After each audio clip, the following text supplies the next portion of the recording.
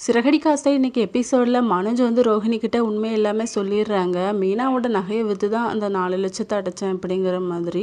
ரோஹிணி வந்து அலறாங்க. அவள் காசில் தான் நம்ம வாழ்கிறோமா அப்படின்னு சொல்லிட்டு, எனக்கு தெரிஞ்ச உண்மையை நீ ஆன்ட்டி கிட்ட சொல்லாண்டாம் அப்படிங்கிற மாதிரி மனோஜ் கிட்ட சொல்லிடுறாங்க. அடுத்த சீனில் ரவியும் ஸ்ருதியும் பேசிகிட்டு இருக்காங்க. அப்போ ரவி சொல்கிறாங்க, நமக்கு எல்லாருமே முக்கியம், நீ இந்த விஷயத்தில் தலையிடாது அப்படின்னு சொல்லிட்டு ஸ்ருதிட்ட சொல்லிடுறாங்க. கிச்சனில் முத்துவும் மீனாவும் பேசிகிட்டு இருக்காங்க. நம்ம தான் தப்பாக புரிஞ்சுக்கிட்டோம் அப்படின்ட்டு.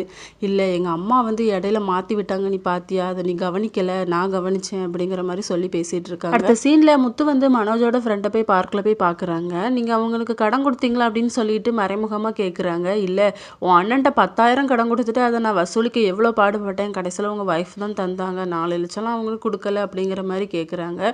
அப்போ முத்துக்கு வந்து கன்ஃபார்ம் ஆயிடுது, இவன் தான் இதை பண்ணான் அப்படின்னு சொல்லிட்டு மீனாக்கு கால் பண்ணி நடந்ததை எல்லாமே சொல்கிறாங்க. மீனா கிட்ட வந்து யோசனை கேட்குறாங்க. அப்போ மீனா வந்து ஒரு சாமிகிட்ட போய் கேட்கலாம் அப்படிங்கிற மாதிரி சொல்கிறாங்க. இல்லை, எனக்கு அதில் நம்பிக்கை இல்லை அப்படின்னு சொல்லிட்டு பக்கத்தில் இருக்க ஒரு கடையில் போய் லெமன், ஒரு வெள்ளை துணி, கயிறு எல்லாமே வாங்கிட்டு ரெடியாக இருக்காங்க. இதோட இன்னைக்கான எபிசோட் முடியுது.